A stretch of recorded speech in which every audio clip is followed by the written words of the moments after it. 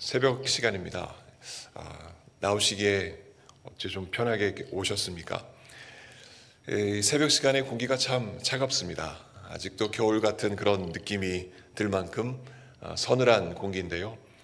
그러나 그럼에도 불구하고 이 서늘함 속에 우리가 새벽에 하나님 앞에 기도할 때에 우리 하나님께서 우리의 마음을 뜨겁게 하시고 또 기도하게 하셔서 그 기도가 모두 이루어져서 하나님께 영광되는 그런 역사 이루어 가실 줄로 믿습니다. 세상은 정말 서늘합니다. 죄악이 많고 또 예수 그리스도의 구원을 찾기가 곳곳에서 다 찾아내기가 어려울 만큼 참 어둡고 서늘한 세상입니다.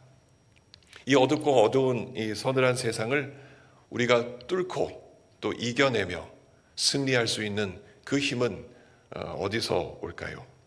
그 힘은 하나님께로부터 옵니다. 다른 곳에서 그 힘을, 승리를 얻을 수 없습니다. 그러면 그 하나님께 우리가 어떻게 나아가야 할 것인가? 일상에서의 기도이겠죠. 잊지 아니하고 항상 무릎 꿇고 주님을 찾는 그 기도, 그 믿음의 실천, 그 기도가 바로 하나님을 향한 우리의 믿음을 새롭게 할 줄로 믿습니다. 예수님께서 새벽에 기도하셨습니다. 기도하시는 그 모습이 오늘 본문에 기록되어 있습니다. 예수님께서 이 새벽에 기도하시는 그 전날 정말 바쁜 하루를 보내셨습니다. 때가 유월절이었기 때문에 제자들과 함께 유월절을 준비하셨고 특별히 또 제자들과 함께 최후의 만찬을 가지셨습니다. 최후라는 말을 썼습니다. 정말 이제 예수님의 생애가 여기서 끝나나 하는 느낌이 그 주변에 있던 제자들에게 느껴질 만큼 최후의 만찬이었습니다. 그럼에도 불구하고 제자들은 갑작스럽게 누가 크냐 하는 그 주제를 가지고 누가 하나님 나라에서 큰 자인가 그것을 놓고 논쟁이 벌어졌습니다. 그때 예수님께서는 그 논쟁을 가라앉히시는 가르침을 주셨고 또 그 가르침 중간중간에 죽음의 길로 가시는 예수님의 모습을 언뜻 말씀하셨습니다. 우리가 읽지 않았지만 16절과 18절의 말씀 보시면 다시는 하는 표현이 있습니다. 이제 이 땅에서 빵을 안 드시겠다, 또 포도주를 안 드시겠다 하는 그런 표현이 있습니다. 또 22절에 보시면은 어딜 자꾸 간다고 하십니다. 이제 가시면 안 오실 것 같습니다. 그래서 33절에 보면 베드로가 나는 예수님 가시는 그곳에 따라가겠습니다. 죽음의 길까지 따라가겠습니다 하는 그런 말까지 할 정도로 정말 이제 예수님께서 어디로 가시는구나 하는 느낌이 들 만큼 정말 예수님의 죽음이 가까이 오는 것을 예수님께서 스스로 말씀을 주셨습니다. 그렇게 복잡한 또 여러 가지 바쁜 하루를 보내시고 예수님께서는 습관을 따라 올리브산으로 감람산으로 올라가셨습니다. 그 습관이 평상시의 습관이었는지 아니면 유월절 이 절기를 따라서 멀리 가지 아니하고 철야하며 기도하는 습관이었는지는 알 수 없으나 하여간 예수님께서는 계속해서 기도를 하셨던 것은 우리가 이미 누가복음을 통해서 몇 번이고 확인을 했습니다. 피곤한 하루의 마감, 우리는 보통 침상에서 그것을 이루어가는데 예수님께서는 동산에서 피곤한 하루의 마감을 이어가셨습니다. 이유는 무엇일까요? 왜 하필이면 침상이 아니라 동산이었을까? 기도하시기 위해서 아니겠습니까? 이제 생전 마지막 밤이 됩니다. 곧 새벽닭이 울고 또 날이 밝으면 예수님께서는 고통 속에서 십자가를 지시고 운명하셔야만 합니다.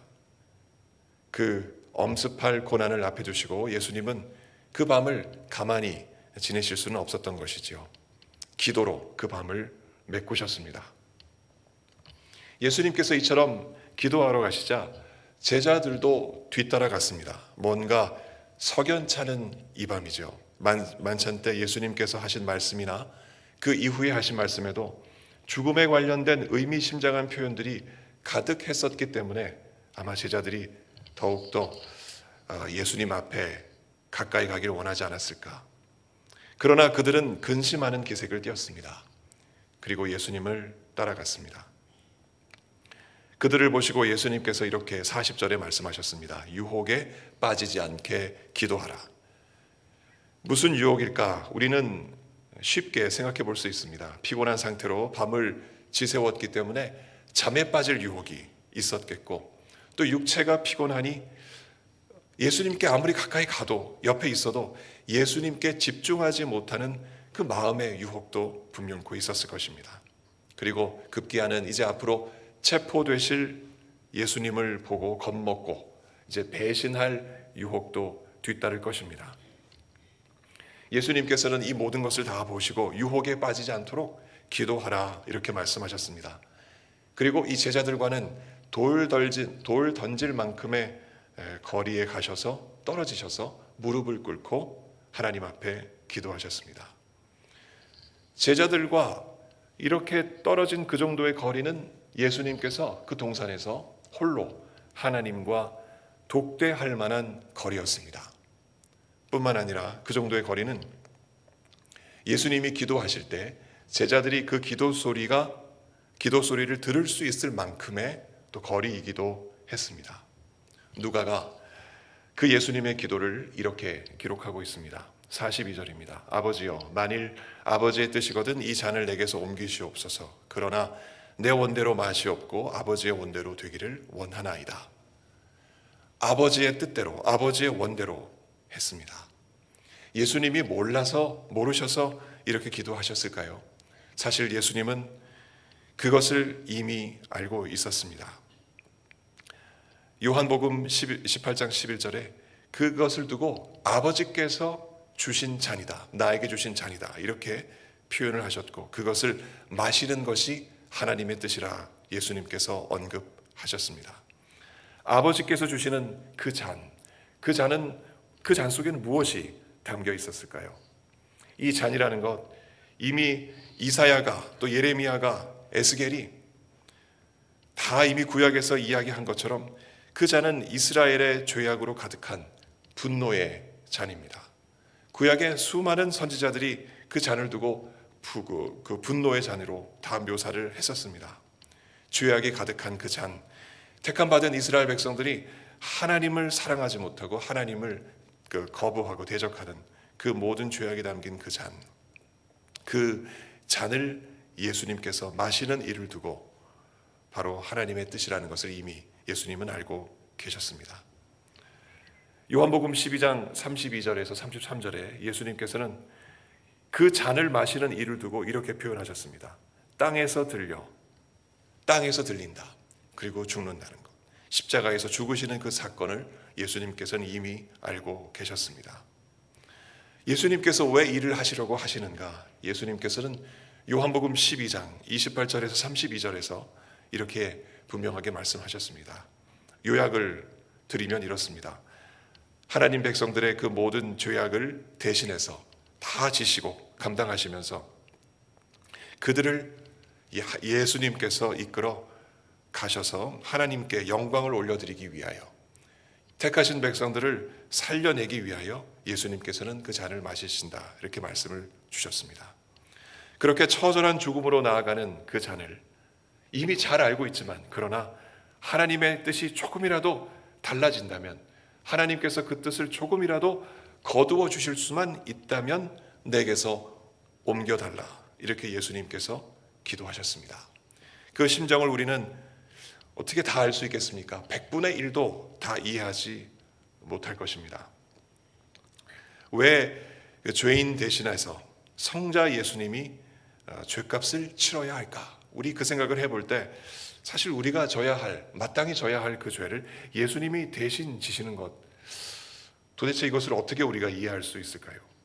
또 굳이 예수님께서 십자가를 지시고 대신 돌아가셔야만 한다면 다른 좀 좋은 방법, 쉽게 고통 없이 돌아가시는 방법은 없을까 하는 생각도 우리는 해볼 수도 있을 것입니다. 그러나 예수님께서는 그렇게 하는 것이 하나님의 뜻을 따라서 그날 아침에 돌아가시는 그것이 아버지의 뜻이라면, 고통스럽게 죽는 것이 하나님의 뜻이라면 아버지의 원대로 되기를 원한다라고 분명하게 확실하게 예수님께서 기도하셨습니다. 우리는 예수님의 그 심정 역시 알 길이 없습니다. 100분의 1도 이해할 수 없습니다. 그 깊이와 그 넓이를 우리가 알기에는 턱없이 부족합니다. 사랑이란 말을 많이 씁니다. 또 희생이란 말도 우리가 많이 쓰지요. 그러나 이런 단어를 가지고 그 예수님의 심정을 다 설명해내기에도 여전히 부족합니다. 그저 하나님의 뜻이라는 것, 우리는 쉽게 말하지만 그 깊이와 그 넓이를 우리가 어떻게 다 알 수 있겠습니까? 그 위대하고 놀라운 그 하나님의 뜻, 그저 우리가 조금이나마 느낄 때마다 하나님 앞에 감사하는 것 아니겠습니까? 그 하나님의 뜻은 이러한 것입니다. 당시의 그 제자들도 살려내고 지난 2000년의 역사를 통해서 예수 그리스도를 믿고 살아갔던 모든 사람들도 살려내고 그 가운데 우리도 들어있지요. 그리고 예수님이 재림하시기 전까지 이제 예수님을 믿고 살아갈 사람들, 그들까지도 다 구원하고 살려내는 것, 그것이 바로 예수 그리스도를 통해서 하나님이 이루고자 하셨던 하나님의 놀라운 뜻 아니겠습니까? 그 뜻을 조금씩 알아갈 때마다 우리는 그저 감사하고 찬양할 따름입니다. 예수님의 그 기도 소리를, 그 간절한 기도 소리를 옆에 있던 조금 떨어져 있던 제자들은 다 들었을 것입니다. 누가는 바로 그때에 일어난 놀라운 장면을 마치 옆에서 본 사람처럼 기록합니다. 천사가 하늘로부터 내려와서 예수님께서 기도하시는 그 기도를 더욱더 돕는 그 모습을 본 것입니다. 참 기이한 모습이죠. 누가는 그 장면을 또 이렇게 기록합니다. 예수님이 힘쓰고 더욱 애써서 간절히 기도하시는 장면을 두고 땀이 땅에 떨어지는 핏방울같이 되더라. 44절에 기록하고 있습니다. 의사들은 말합니다. 어떤 일에 과도한 몰입을 할 때 못의 혈관이 터져서 피가 땀과 함께 배출될 수 있다고요. 예수님이 집중하신 그 기도는 그만큼 처절하고 그만큼 정말 간절했던, 과도하게 몰입할 수밖에 없었던 그런 기도였습니다. 천사가 예수님을 돕지 않고서는 안 되리만큼 예수님께서는 그렇게 그 기도에 집중하셨습니다. 하나님의 뜻을 다 담아내는 기도 아니겠습니까? 자신의 의지는 다 버리고 인간적인 모든 간절함은 다 버리고 그저 하나님의 뜻만은 받겠다는 그 간절한 기도. 그러나 그 반대로 예수님의 제자들은 예수님처럼 기도하지는 못했습니다. 유혹에 빠지지 않게 기도하라 하셨던 예수님의 말씀을 다 잊어버렸습니다. 그저 마음속에 아주 무겁게 자리했던 그 근심, 오늘 밤에 뭔가 일어날 것 같다, 뭔가 걱정된다, 예수님이 자꾸 떠나신다는데 어떻게 떠나신다는 것일까, 그와 같은 근심, 그 근심이라는 유혹에 빠져버린 까닭이었습니다. 왜 근심했을까요? 다시 말씀드리지만 정말 얼마 전부터 계속 예수님께서 떠나시겠다는 그 말씀에 제자들은 근심했던 것입니다. 그랬던 그들에게 고통스럽게 기도하시는 그 예수님의 모습, 또 예수님의 그 기도 소리에 이 제자들의 마음속에는 그 근심이 더해졌던 것입니다. 참 불길한 그 마음에 그들의 마음이 슬펐다고 성경은 기록하고 있습니다. 만일 슬퍼했다면 슬퍼할 것만이 아니라 예수님처럼 그 제자들이 기도했으면 얼마나 좋았을까 하는 생각을 우리가 지금 할 수 있습니다. 그러나 당시에 그 제자들은 그 슬픔에 못 이겨, 또 피곤함에 못 이겨, 또 마음속을 짓눌렀던 그 염려에 못 이겨 제자들은 그저 잠에 들고 말았습니다. 그런 그들을 깨우시며 예수님께서 다시 46절에 말씀하십니다. 어찌하여 자느냐, 시험에 들지 않게 일어나 기도하라. 만일 제자들이 이 예수님의 말씀을 듣고 정말 잠깐이라도 깨어서 시험에 들지 않고 기도했다면 제자들의 마음속에는 어떠한 변화가 있었을까요? 예수님께서 하신 말씀 중에 요한복음 16장 22절에 다음과 같은 기록이 있습니다. 이 기록이, 이 예수님의 말씀이 제자들의 마음속에 기억이 났을 것입니다. 지금은 너희가 근심하나 내가 다시 너희를 보리니 너희 마음이 기쁠 것이요 너희 기쁨을 빼앗을 자가 없으리라. 내가 다시 너희를 보리니 근심하지 말아라. 내가 다시 너희를 볼 것이다. 너희 마음속에 기쁨이 넘칠 것이다. 부활의 소망 아니겠습니까? 예수님 멀리 떠나시는 것이 아니라 다시 우리를 만나실 것이라는 것, 다시 만나볼 수 있다는 그 소망을 제자들은 경험할 수 있었을 것입니다. 그러나 그렇지 못했던 것이 참 안타깝습니다. 예수님 인생에 있어서 가장 모진 날, 십자가를 지시는 날, 동이 트기 전에 철야 기도하시면서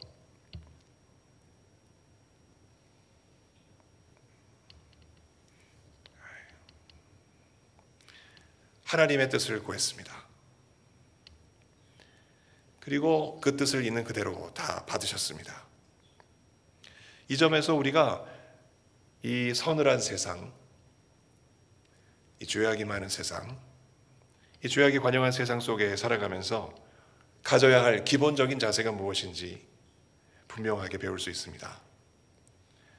기도해서 이 서늘하고 검은 세상 가운데서 휩쓸려 살아가는 것이 아니라 그 속에서 찾을 내 뜻이 아니라 하나님의 뜻을 찾아서 그것을 내 것으로 삼고 살아가는 것, 바로 그것입니다.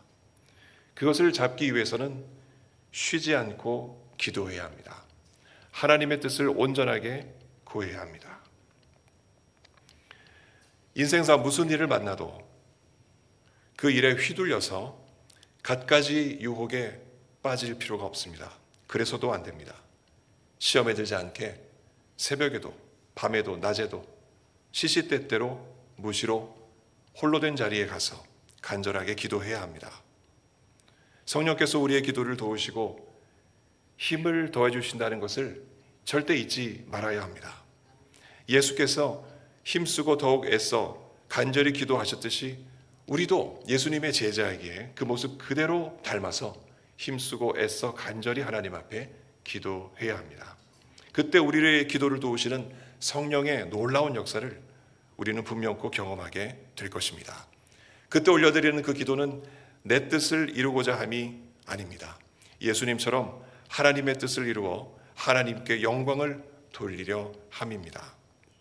이 아침에 정말 아직도 어둡고 차가운 이 새벽, 서늘한 공기가 있는 이 새벽, 아마 예수님도 바로 이 시간대에 이 기도를 하시지 아니하셨을까 생각이 듭니다. 예수님께서 올리셨던 그 기도를 닮아서 이 아침에 기도하는 우리 되기 간절히 바랍니다. 우리의 마음을 뜨겁게 하시고 성령께서 우리의 마음을 이끄셔서 우리로 하여금 마땅히 기도해야 할 것, 하나님의 뜻을 구하는 기도 이 아침에 하게 해주실 줄로 믿습니다. 성령께서 우리의 기도를 도우시고 응답하시며 우리의 모든 기도가 하나님께 영광이 될 것입니다.